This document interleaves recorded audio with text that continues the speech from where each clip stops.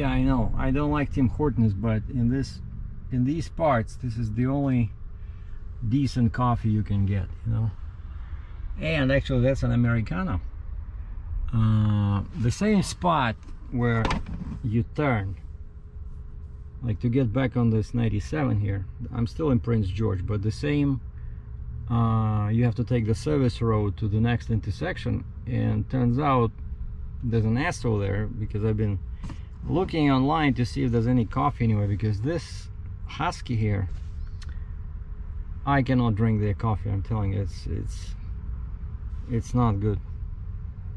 And so I finally found that Tim Hortons, it's inside the Esso.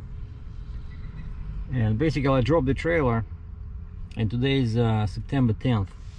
I dropped the trailer and I bobtailed to there's a grocery store, and like a very nice area there with restaurants at what is called Fresh II, you know, Fresh and then double I, Fresh II. So no carnivore, but it's kind of like vegan. So I had a salad with eggs, kind of like a cob salad, right?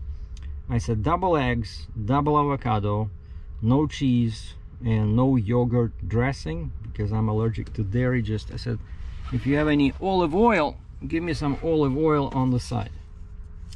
And that was like a big, you know, big salad, like real food, you know, real size. I mean, like a food size, not a snack size.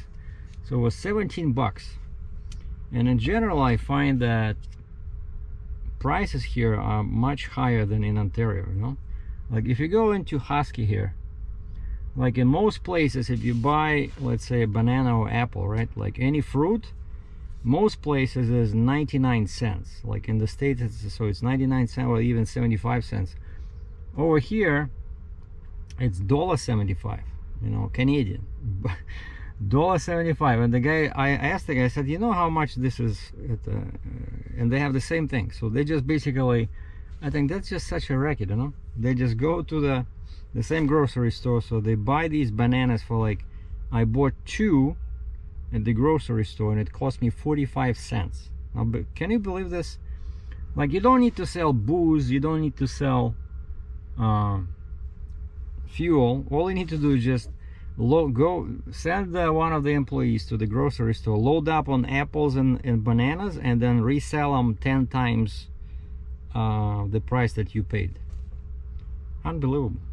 And the guy's laughing himself, you know, the guy who was behind the counter. And over here I find that pretty much people get really tired of all these masks, you know. And some places, like that restaurant, that Fresh II restaurant I went, actually there was no sign on the door, but the clerks, the workers behind the counter, were all wearing masks, and I put mine on. But then the guy came in behind me, no mask, but at least everything was marked. No seating area, you just have to order and stay, you know, 6 feet or 2 meters apart, and then get the heck out of there. And but then when I went into this big what is it, superstore, Canadian superstore, kind of like almost like a Walmart. It has everything, not just food but also even clothes and stuff like that. I went on the door, there's a clear sign that says face coverings are required to enter the store, thank you for your cooperation. And I'm walking in and I'm thinking, how are they going to enforce this, you know? Because I do see some angry people, like some guy just, you know, they don't want to do it, so they just walk in. Okay, they have security, right? But what are you gonna do? Break their arms to force them to wear masks? I don't think it's enforceable, you know. If somebody decides not to wear it, I don't think there's anything you can do, unless you're a cop and you have a law or bylaw in this particular neck of the woods where you can issue fines, right? I think that's the only way you can do. Just, you cannot even force them to put the mask on. You can issue a fine, or of course you can kick them out of the store, right? I guess that's what they can do. If, you know, the sign says must wear a face covering, and if the guy refuses, they just say, well, we have to escort you outside of the store. If the guy does not cooperate, then they can call cops, right? But anyway, that's not probably what you want to hear. The most important part I wanted to focus on, the most important news is that I finally have a load. And what a load! It's gonna be similar to that pile driver. If you look back on my videos from March, and actually it's kind of like there's some parallels, some interesting parallels, right? So that load, that big pile driver, Yuntan PM23, I still remember that make and model of that sucker because it was so frustrating. It was so heavy in the back. Yuntan PM23. At first I said 105,000 pounds. Then, it might be heavier. Can you handle that? How much heavier? Well, they're not sure. Can be 108, 109. I said, no big deal. I have a 60-ton trailer. But what they forgot to tell me is that all the weight was on the front, and there was no way to load that thing, you know, like it was looking like this, right, with the boom at the top, and there was no way to load it towards the truck. It had to sit like this, and all like this part here, sorry, so it was sitting like this towards the rear. Like if this is the machine, this is the boom, right, and this is the rear of the trailer. So all the weight was here. Like the center of mass was probably 1/3 from the rear of the machine. It's just crazy. And so I still remember that one, right? And I went empty 2,200 miles from Ontario to Las Vegas, but they paid me for it. Like I charged them. I said, well, here's the fee I want to charge, you know, I'd like to add because of this, because they wanted me to guarantee them a pickup on a certain date. And I said, I can try to find a load going down there, but then I cannot guarantee the pickup date, you know, because it was very tight. It had to be picked up, because it was that trade show in Las Vegas, and they were charging, if you don't remove those exhibits from that private property where they were stored after the show was over, they were charging them a lot of money, and that's why they were very eager to ship this, you know, by that deadline. And so I did that one, and I still remember when I showed up at the consignee in Alberta, one guy looks at my trailer and he says, your trailer seems a little bit light for this load. I said, what are you talking about? It's a 60-ton trailer. I have a Jeep, I have 4 axles in the back. And he said, well, when we move this, we always use like a 65-ton, you know, with 5 axles in the back, 3 + 2. But this was winter when you need that extra axle. So I'm thinking, yeah, by winter, not winter, spring, sorry. In winter, actually, you get more weight because the roads are, you know, frozen, so they allow more weight in winter. But in the spring, everything goes to, you know, to heck.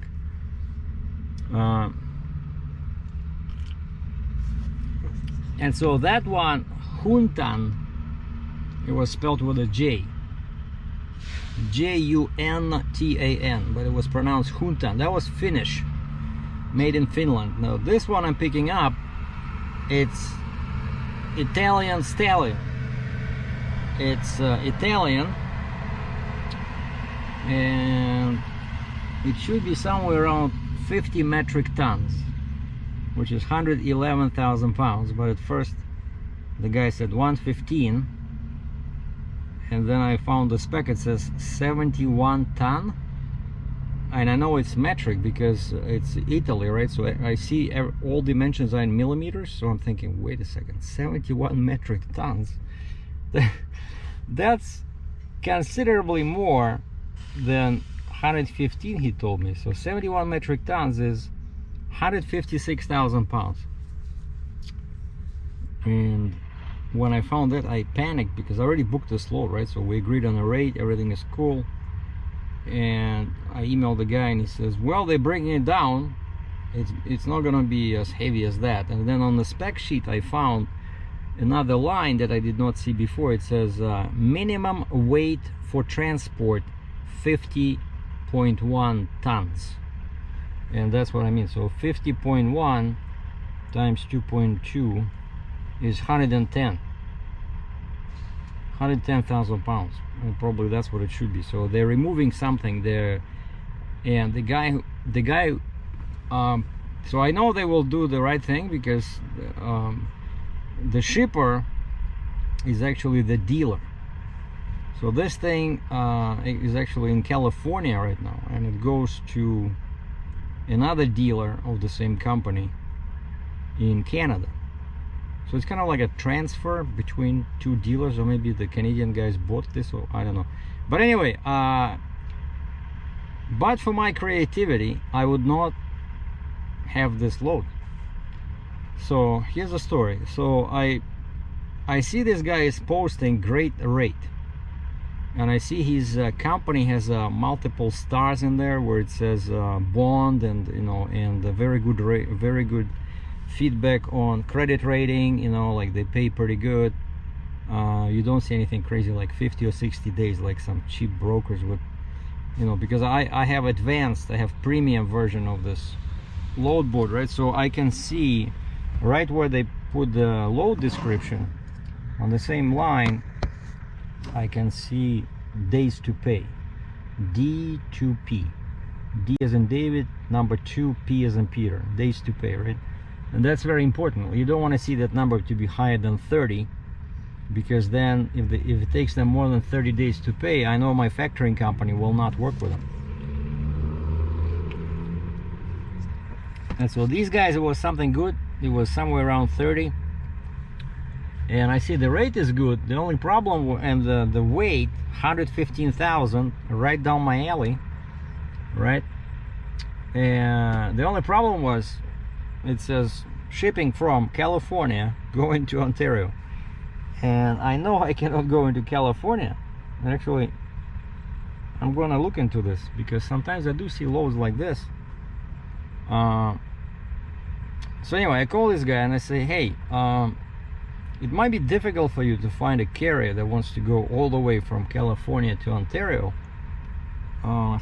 First off, not that many American companies have the CVR. You need the CVR, like a safety record registration in Ontario. Secondly, you need to have a passport, which most Americans don't. Third, you cannot have a criminal record, and there's a lot of drivers that were in a bar fight in the States. And of course, you cannot carry weapons, because they'll be taken at the border. But anyways, it's pretty hard, I think, to find an American carrier that will agree to go from California all the way to Ontario. So if I was the freight broker, I'd be trying to find a Canadian carrier. But again, California, it's way too far from Canada, right? So mostly who you see over there in California, it's people from the north, right? Like straight north is Alberta, BC, right? That's who you will see. But Ontario is like over 3,000 miles, And so I had this idea. So I told the guy, hey, I think what might work for you, because I see that he keeps increasing the rate, and that's a clear indication that they have trouble finding a truck and they have money. And that's why I called the guy and I said, you might have a better luck shipping this if you find a local carrier to bring it to Las Vegas. I said, bring it to Las Vegas, and I'll deadhead down there, and I'll pick it up in Las Vegas and take it to Ontario, because that's still a good sizable chunk of miles, so I can make some money. And California, that place in California to here, it's only like 250 miles, right? Or 270 miles. And so I dropped that seed, I dropped that idea, I left that with the broker, and he says, let me see what I can do. And then one day passed, second day, and then he emailed me, and he says, the customer agreed to do this like this. He says, here's what I can pay. And I tried to get a bit more money, but it was a bit less than what I asked for. But it's still better than sitting and not doing anything. And so we shook on it, he sent me the contract because I never worked with this guy before, so they set me up on the computer, sent me the rate confirmation, and so now we're loading middle of next week. And so that truck, the California truck, will load on Tuesday, and they should be in Las Vegas Wednesday. And we're doing the transfer. I was afraid it would be somewhere at the truck stop, and then, you know, I'm thinking, wait a second, how am I gonna unload my Jeep, and how am I gonna flip the neck? Because, you know, normally if the load is an excavator or something, right, then I can do it myself. But this thing, at first the broker told me it was a crane on tracks. Okay, but then when I got the rate confirmation, I see the model and make, and of course, you know, nowadays it's easy to find it online, so I googled it and I found out that this is an Italian machine, and that model refers to a pile driver. So exactly the same type of machine that I took from Las Vegas to Alberta, only now it's from Las Vegas to Ontario. But I love this because I don't care about the lone deadhead, so I have to go 1,600 miles empty from Prince George to Las Vegas, but it's like a vacation. I don't have to rush, you know. They gave me lots of time. I told them I need like at least 3 days, if, you know, that's if I do 500 miles every day, you know. But today's Thursday, right? I wanted to leave today, but I said screw this, I'm gonna leave tomorrow. There's no rush, so the load is not gonna be there until Wednesday. But the place where we are reloading,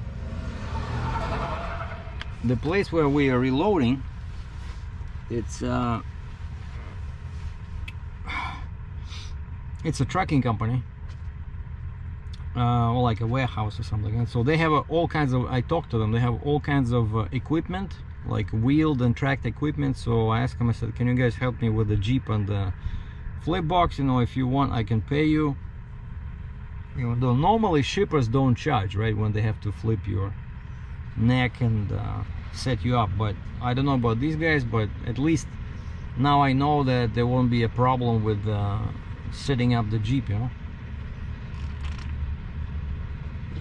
And so I researched the route. I was not sure how to get to where to cross. I thought I'd be crossing in Vancouver, but then I put that route on Google Maps, you know, Prince George to Las Vegas, and I see, wait a second, it's the port of crossing into US is like, I don't know, way far to the east of Vancouver. Like, to go to Vancouver, then I'd have to get back.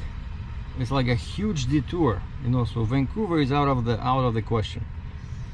But it's all mountains in here, right? So you gotta be careful. And so I asked my freight broker friend Rob, whom you saw again during that trip to Alberta.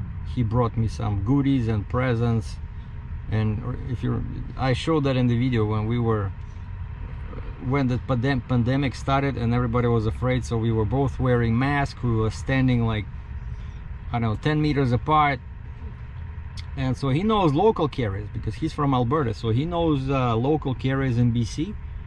And he put me on the speakerphone and did like a conference call with a couple of guys, and they gave me the proper route. Like, he asked him, how would you usually go if you're empty and you want to avoid mountains, you know, and don't like, what's the easiest way to get to that border crossing? Oh, and first, of course, when I found that border crossing east of Vancouver, I went to the CBP website, Customs and Border Protection, and you can look up ports of crossing, and that's by state, and that's Washington State, and they give you a full list. I found that town name in there. So, and there's a phone number, because I don't want to get again in the same situation again with that pile driver. They almost turned me back because when I crossed into Canada, that was a non-commercial port, basically not for trucks, you know. They don't even have, like, they cannot do computer clearance. It's everything manual, so it's not for commercial traffic.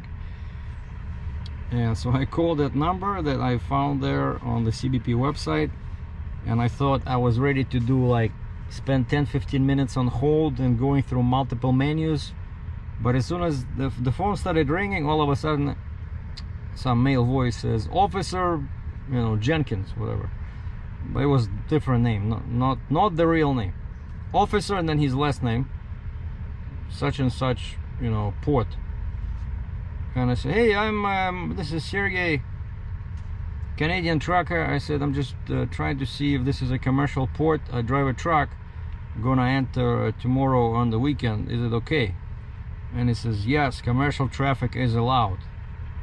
So okay, so it's not just cars, so commercial traffic. And then I double checked a couple of buddies that run there, and they said, yeah, that port, that's like 24/7 commercial port, so for trucks. And so yeah, so now I know the route, how to get to that port. I know that that port is good for me. I just need to set up tomorrow, but it's pretty far from here to that border crossing. It's like 500 miles, and only small portion of that is on a freeway. The rest is just, you know, 2-lane roads, so it might take a whole day. And so I figured, okay, I wanted to leave today at around lunchtime. I said, no, I'm gonna leave first thing tomorrow morning, like at 6 o'clock. And I'm on Pacific time, by the way. So right now over here it's 3:45, 3:45. Whereas I know in my Cambridge, Ontario, now it's 6:45, 6:45. And so looking for loads from this location was tricky, you know, because if you get up at 6, then it's already 9 over there, you know. But lucky for me, the guy who gave me this load, he's from Western US, and so he was on the same he was in the same time zone. So, but yeah, I already feel like I really got used to maybe not so much the BC time, but Alberta time. Alberta is 1 hour ahead of us. So BC, let's say now it's 3:45, right? In Alberta now it's 4:45, because Alberta is to the east, right? Or 4:46. So what else? And right now, before I went to this grocery store, I got fuel. Just use my regular credit card. It's 99 cents Canadian per liter. 99 times 3.78 liters in a gallon, so 3.74 Canadian dollars per 1 US gallon, and divided by 1.32, so that's $2.83 US. But times 100, actually, wait a second, I don't know what the sales tax here is, but because this is Canada, I'm gonna get back a sales tax. If there was a sales tax, I think it should be, because BC is expensive, so I will get back that sales tax from the government. They'll pay me. So of course more money than in the States, but still, you know, 283, right? That's what I said. But last time I filled up, when I picked up this load, that Volvo excavator in Michigan, I remember it was $2.19 per gallon. Way cheaper than here. But still, 99 cents Canadian is pretty good. So I got both tanks full. I think I spent 500 bucks Canadian on fuel, which is no, wait, 500 divided by 1.32, 380 bucks. But I think I didn't use up the entire 500 because it was a prepaid, so I used up like 370 US. And then I went back in, because you have to prepay each time, and I prepaid 35 bucks Canadian on DEF. So now I have full fuel, full DEF. And then I drove to grocery store. I see I had lunch at that Fresh II place. I got some watermelon, I got a banana, I got some blueberries, and I bought 2 of these. You know, this concentrated lemon juice. It's really good to restore your liver, you know. So what I do is I add this to the water. Oh, and I bought a 1 jug of water, 1 gallon, and I bought this because it's, of course, in the grocery store it's much cheaper than here at the truck store.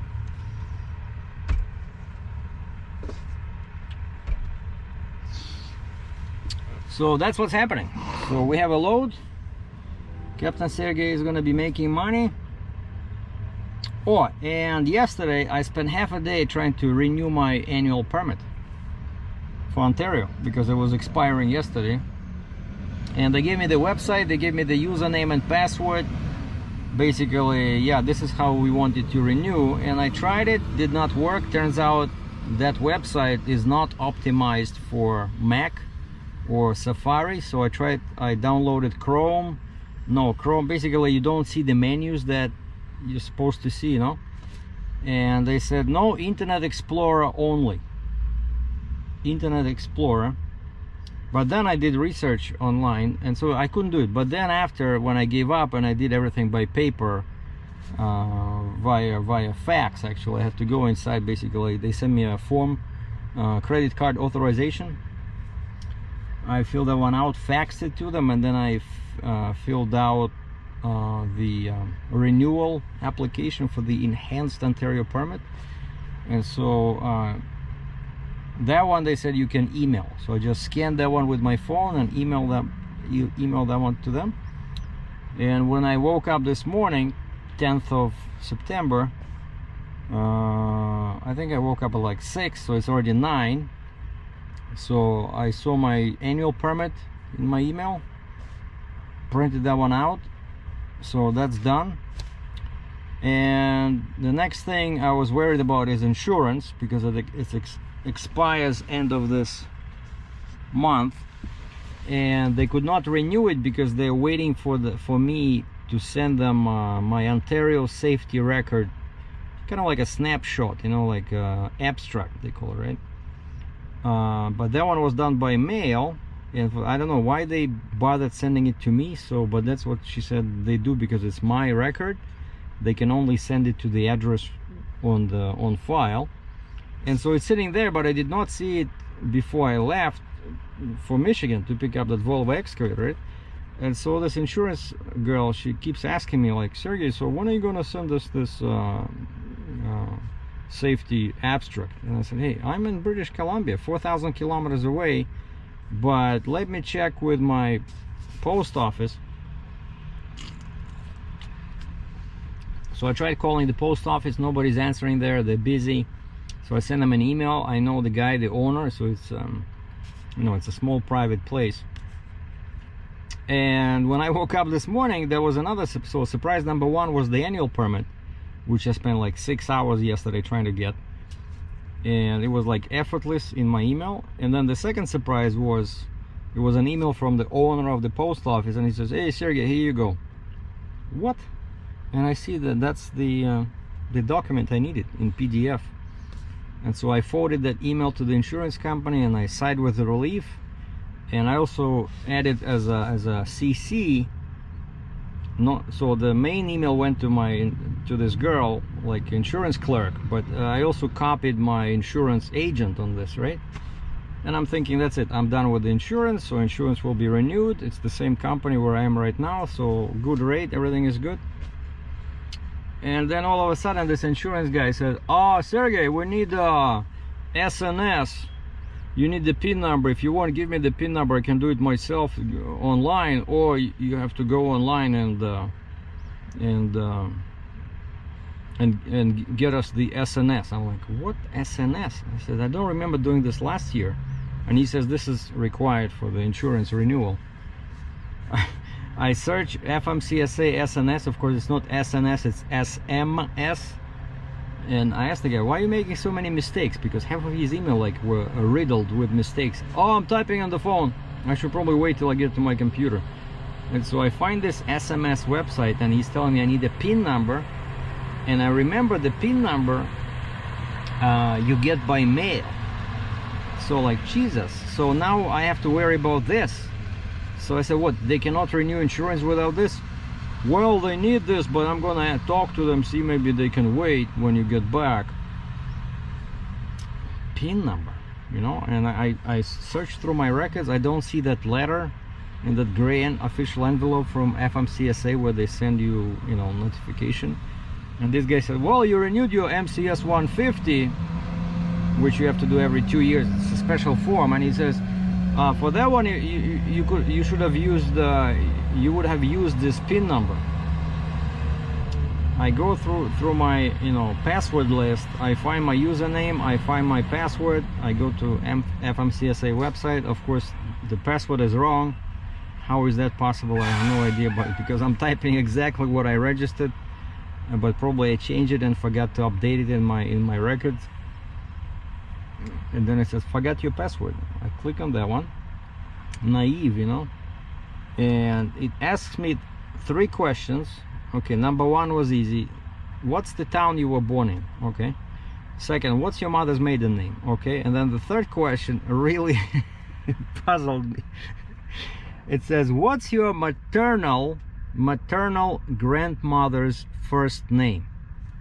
I'm like, holy mackerel. Like, I know these questions, I set them up, you know, because the website says we need to check your identity before we allow you to reset your password. But maternal grandmother's first name took me a couple of seconds like to realize what they were asking, right? Okay, type everything in, success, and I thought I was you know, done, and then I just punch in the password, and of course it says wrong password, does not meet the requirements. And Jesus, it's like a password to launch a missile to the moon, you know. 12 to 68 characters long. You need to have these 4 types of characters. I tried 3 times. Each time it was kicked back. Basically something was wrong with my password that I didn't meet their requirements. Number 4, kicked back. Number 5, and then it says you exceeded the number of attempts allowed to reset the password. Go back to log in. I had to go back. It says forgot your password. Yes, I have to go through the same 3 stupid questions, and again remember my maternal grandmother's first name and the town I was born in, and I do another 3 attempts probably before finally I have the password that meets all their stringent requirements. And it says basically success, and I log in. Wait a second, I see that SMS, and this time my phone rings and this agent is on the phone. Sergey, I say, what PIN number? I said, what were you talking about the PIN number? I said, I'm on the website, I see my full safety thing, you know, just tell me what you want me to what do you need from here? And this guy says, oh, PIN number, well, I meant password. Jeez, I said, there's a huge difference between password and PIN number. PIN number you get in the mail only. I said, I would have to go back to Ontario to find that letter. I don't know, I have no idea. It's probably in my car somewhere, you know. Oh no, I meant password. I said, okay, I'm on the website, tell me what. And I'm losing it, you know, because this insurance is killing me. Like, how many barriers do you have to jump over in order to get your insurance renewed, right? So when I send them that safety abstract thing, I thought I was done.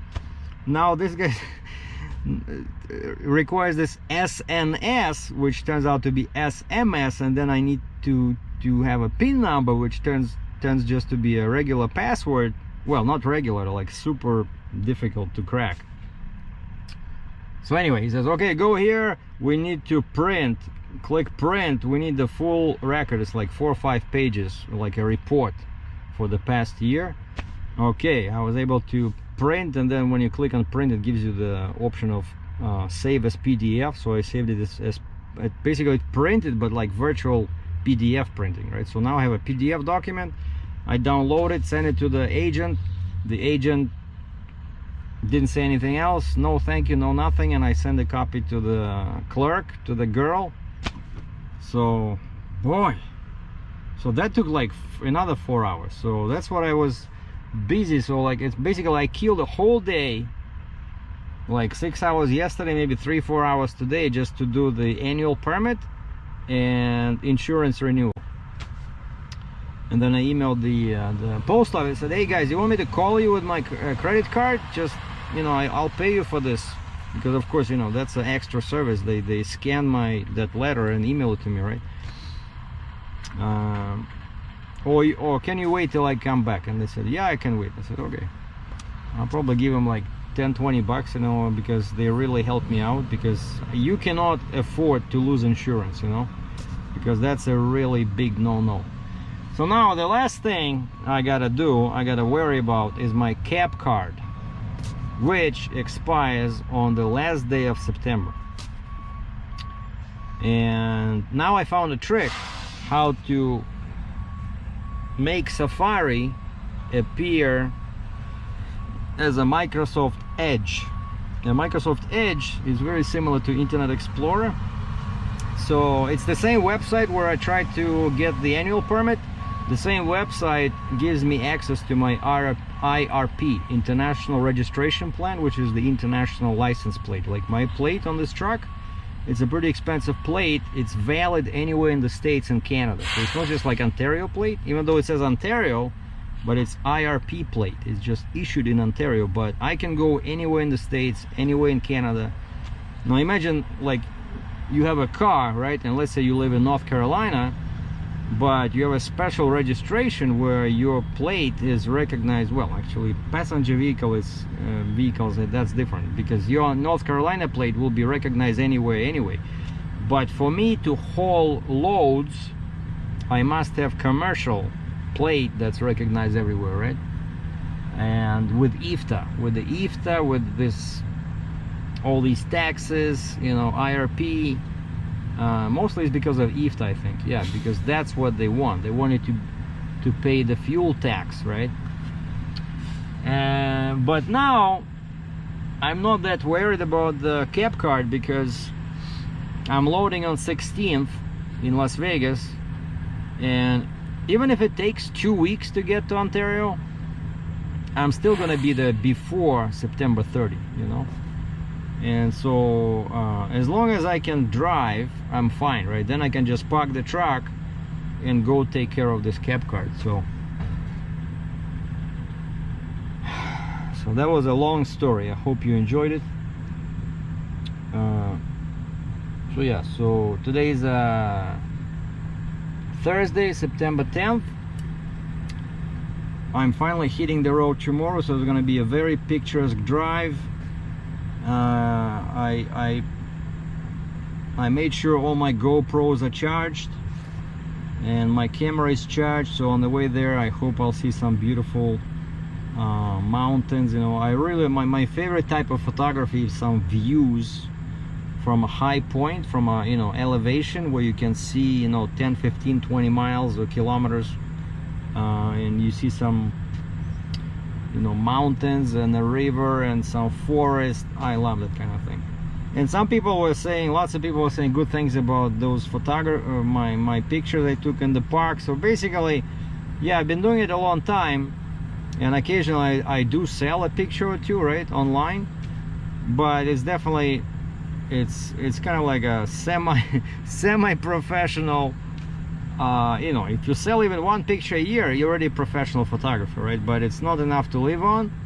But I really do enjoy it. And for me, how I look at it is basically what I'm trying to see a framed picture on the wall. You know, like I want to take a picture so that it would look amazing in a frame on the wall, let's say in my future house, you know.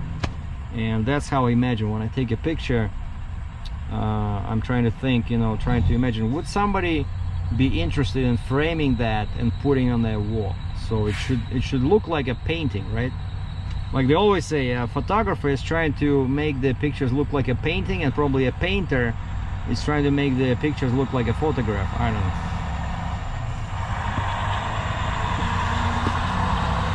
So anyway, those are the news. Thanks for watching.